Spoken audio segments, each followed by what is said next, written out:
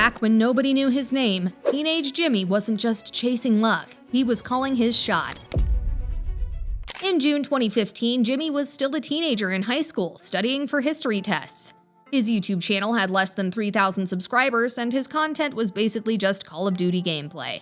However, at a time when nobody knew who he was, Jimmy uploaded a video titled YouTube in 10 Years. In it, he tries to predict the future of all his favorite YouTube accounts, starting with PewDiePie. In 10 years, PewDiePie will have 117 million subscribers. He was so close to getting the PewDiePie subscriber count. Pew, of course, has 110 million subscribers instead of 117 million, but 117 million was an oddly specific guess, and he almost got it right. At the time, PewDiePie was far and away the most popular YouTuber on the platform, and he got even crazier numbers thanks to the beef with T-Series. Of course, PewDiePie would have more than 110 million subscribers had he not semi-retired from the platform, which makes MrBeast's prediction even more impressive. Jimmy was way off, though, his predictions of Smosh and Vanos Gaming, who both have around 26 million subscribers. Jimmy was also wrong about YouTubers passing their accounts on to their kids. But here's the crazy part, Jimmy wasn't just throwing out random guesses. Some of these predictions, they'll blow your mind. And if you've ever made a wild prediction yourself, drop it in the comments. Let's see who's the next MrBeast out there. MrBeast really underestimated how professionally people would handle their YouTube channels in the future. And that's because he was making this video in a different era of YouTube. Back in the late 2000s and early to mid-2010s, YouTube channels were run by one individual, filming himself on a shaky cam and just posting videos they made at home. If a YouTube channel had multiple people in it, then they were likely all friends just hanging out together, not employees. The growth of YouTube over the last decade is such that the biggest YouTubers are run like a conglomerate now, sometimes even with hundreds of employees and high production values. Nobody demonstrates this more than MrBeast himself. This was nothing like how YouTube was at the time teenage Jimmy made his prediction video. It's no wonder he was wrong with his prediction of where Vanos Gaming and Smosh would be in the future. Those YouTubers all make self-contained videos centered around gaming, which was the most popular niche of videos found on the internet at the time. Nowadays, the biggest YouTubers are basically all massive entities like CoComelon, Set India, and WWE. When you think about it, the only reason why PewDiePie was able to get anywhere close to the number of subscribers Jimmy predicted is because he went through that subscriber war with T-Series back in the day with hundreds of millions of people tuning in to watch PewDiePie diss a company. Most people claim that the moment when T-Series eventually beat out PewDiePie was when the platform officially shifted to a new era dominated by corporate channels. Then Jimmy predicted something almost every viewer feels today, the war on ad blockers. And yep, he nailed it. And once again, he was spot on with his prediction. In fact, in the last decade, YouTube has been engaged in a serious war with ad blockers. It's easy to understand why, as most of YouTube's revenue is generated through ads. So if people aren't watching them, they're at a major loss and can't run the site or pay the creators. However, a lot of people believe YouTube took the war on ads a lot more aggressively than they should have. YouTube itself has an ad block program. By paying for YouTube Premium, YouTube offers people the chance to pay for the privilege of not getting any ads.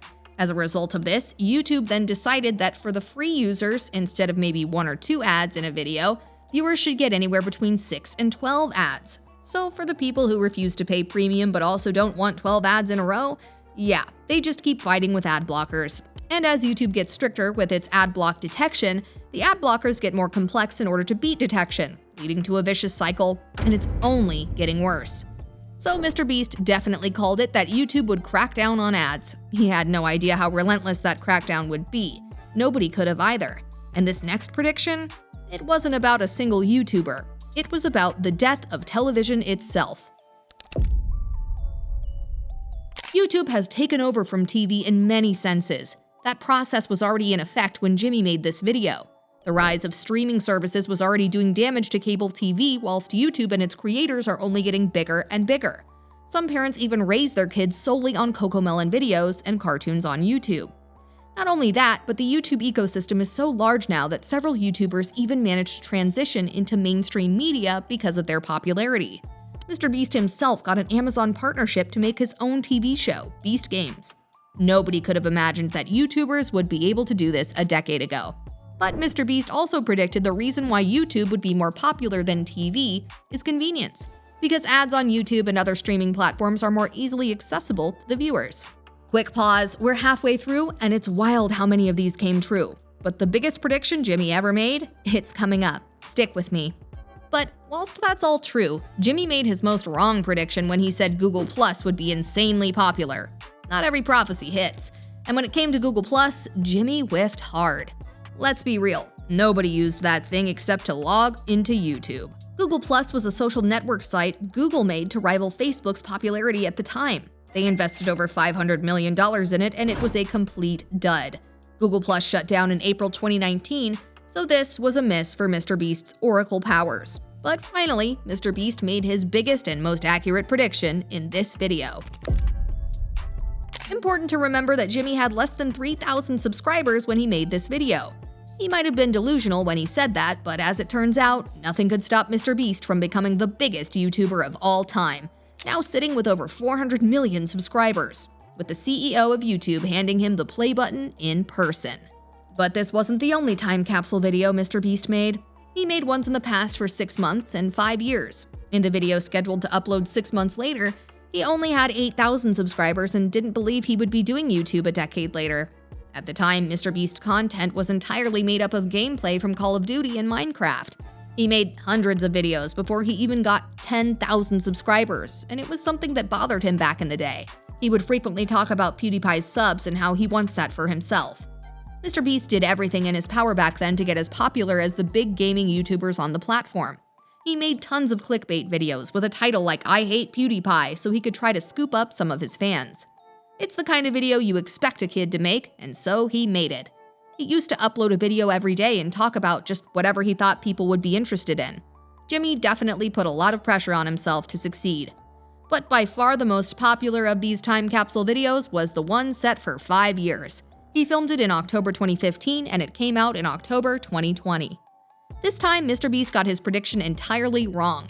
He was only aiming to have 1 million subscribers by 2020, but by then he had already grown over 40 million subs, over 40 times the unrealistic target he set for himself. These days, people say MrBeast's hunger for views made him lose his authenticity.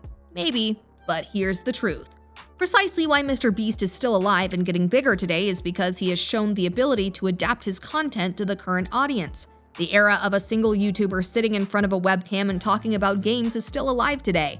But MrBeast was able to innovate and grow much bigger than it, even though he grew up on it. This is why he was able to predict the future so well 10 years ago. So here's my question. What do you think the next 10 years of YouTube will look like? Drop it below. And if you want to be here when those predictions actually come true, hit subscribe, because we'll be covering it all.